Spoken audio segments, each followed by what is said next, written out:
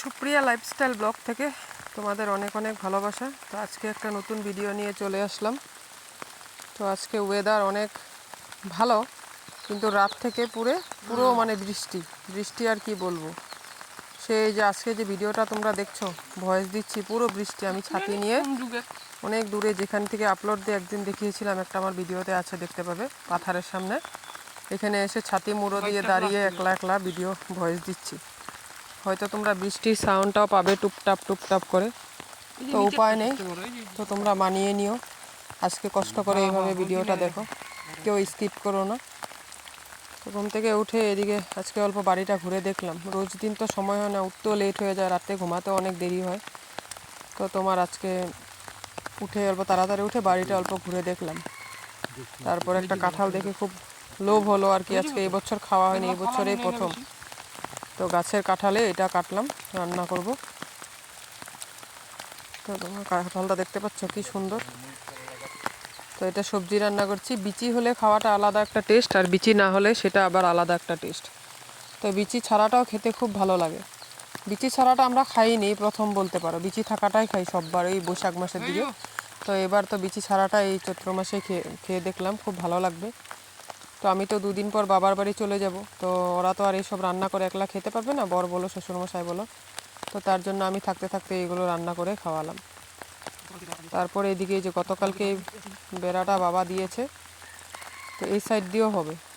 এই যে এই সাইড দিয়েছে, এই সাইড হলে সাইড দিয়ে ফুল গাছ লাগিয়ে দিলে খুব ভালো লাগবে দেখতে।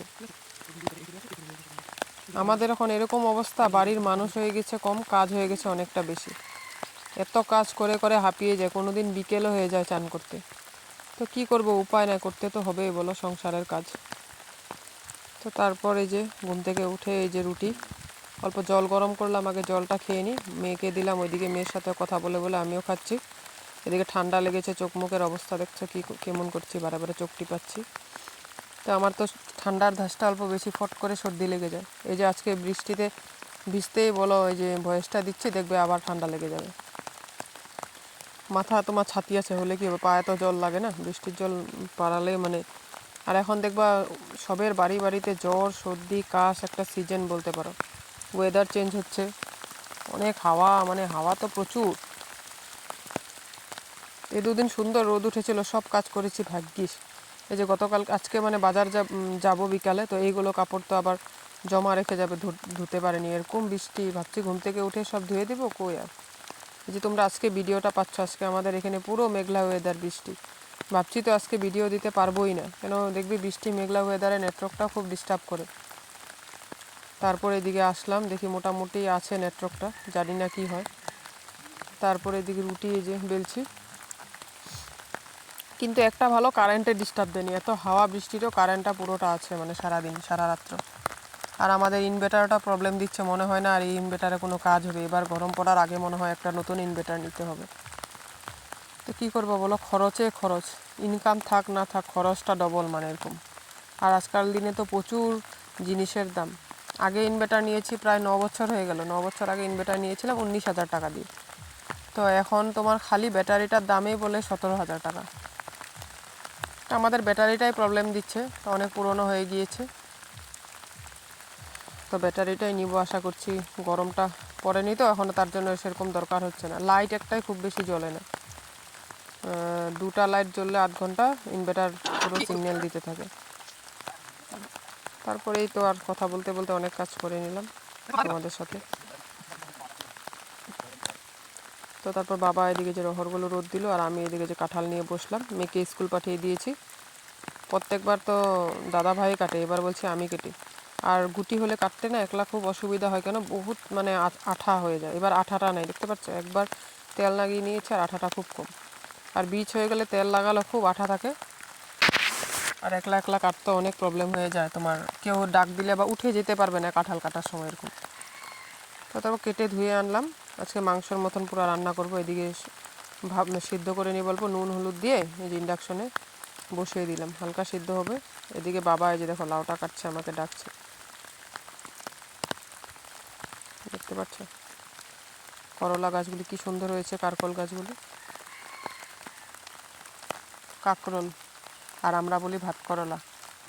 আমাদের এখানে ভাতকলা কারকোল বললে কেউ খুঁজেই পাবে না আর কি, যেখানে যে ভাষা না।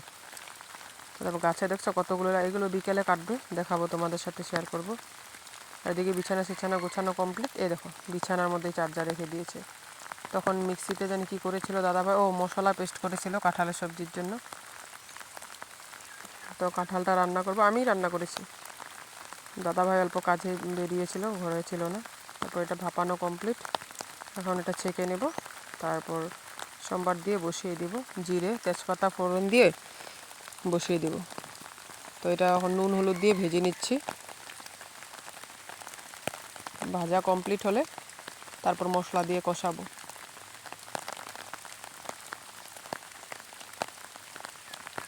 ভালো করে না ভাজলে না খেতে ভালো লাগে না, লাল লাল করে ভেজে তারপর মশলা দিয়ে কষালে খেতে খুব স্বাদ লাগে। আর আমাদের মানে একটা আইটেমের বেশিরভাগ হয়, কিন্তু টেস্ট হতে হবে।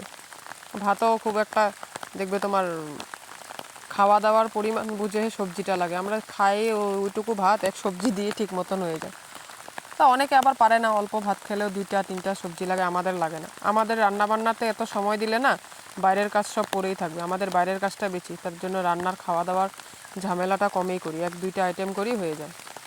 তো আমি যদি 3-4টা রান্না নিয়ে বসে থাকি, আমার বাকি কাজ সব পড়ে থাকবে। আর একা হাতে দেখবে কুটে কাটে বেটে রান্না করাটা খুব কষ্ট হয়ে যায়। আবার রান্না করলে তো হবে না, এগুলো পরিষ্কার করা, মেয়েকে চান করানো, স্কুল পাঠানো, কোনো সময় নিয়ে আনতে যেতে হয়, দিতে যেতে হয়, ঠাকুর পূজা, ঘর মোছা, রোজ অনেক কাজ। তো সবটা তো আর তোমাদের সাথে শেয়ার করি না, সবটা শেয়ার করলে তো অনেক বড় ভিডিও হয়ে যাবে। তোমাদের সাথে তো 5-6 মিনিট বা 7 মিনিট বা 8 মিনিটে খুব বেশি শেয়ার করি। তো তারপরে যে ভালো করে কষিয়ে নিলাম।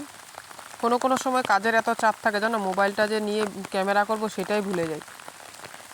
আর আমাদের তো অনেক অভ্যেস নেই যে মোবাইল নিয়ে যেখানে যাবো, কোনো দিন ভুলেই যাই। যেমন এই যে বাজারে যাচ্ছিলাম, নেক্সট ভিডিও যেটা তোমরা পাবে, বাজারে যাচ্ছিলাম তো গেট দিয়ে বেরিয়ে গেট লাগানো হয়েছে, তারপর মনে পড়েছে যে মোবাইলটা নিয়েই নেই। আবার ঘরে ঢুকে বাবাকে ডাকিয়েছি, বাবাকে বলছি আমার মোবাইলটা দাও, আলমারিতে আছে পরে, মানে টেবিলের সামনে। তো তারপর বাবা এসে দৌড়ে দিয়ে গেল, মনেই থাকে না কোন কোন জায়গায় ভিডিও করবে, এরকম করে অনেক স্কিপ করে দিই। তারপরে যে কষানো কমপ্লিট, কষানো অল্প নামিয়েছি, মেয়ে মা দুজনে 2 পিস খেলাম, খুব ভালো লেগেছে। মেয়ে বলছে ব্রয়লারের মাংস, কেন ও তো গতবার খেয়েছে, তো অল্প ছোট ছিল, সেরকম বড় বুঝের ছিল না, এখন তো অল্প বড় হয়েছে, খেলে মনে থাকে। তো পুরোনো দিনের কথা তো আর ওর মনে থাকবে না, গত বছর খেয়েছে সে মনে নেই। বলছে মা কাঁঠালও কি আবার সবজি খায়নি, কিন্তু পাকলে হয়ে খায়।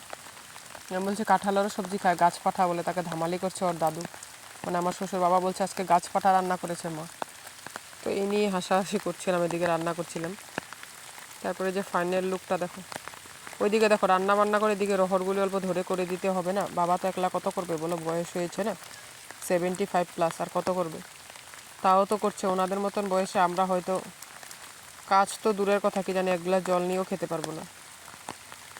তারপরে যে প্রচুর রহর বেরিয়েছে দেখতে পাচ্ছ, খুব সুন্দর হয়েছে। এগুলো করে তারপর চান টান করে খাওয়া দাওয়া করব। তো বাড়িতে কিছু পেঁয়াজ গাছ আছে, তো একটা বেরিয়েছিল মাটির উপর দিয়ে, পেঁয়াজ দেখা যাচ্ছিলো, দাদাভাই তুলে ফেললো। তো আমি আবার হাল্লা করছি, কেন তুললে, এটা আরও কয়েকদিন থাকতো, বুড়ো হয়নি, পেঁয়াজটা এখনও কচি। বলছে কিচ্ছু হবে না, দেখো 1টার থেকে 5টা পেঁয়াজ হয়েছে, কি সুন্দর, ছোট ছোট হয়েছে কিন্তু খুব সুন্দর হয়েছে।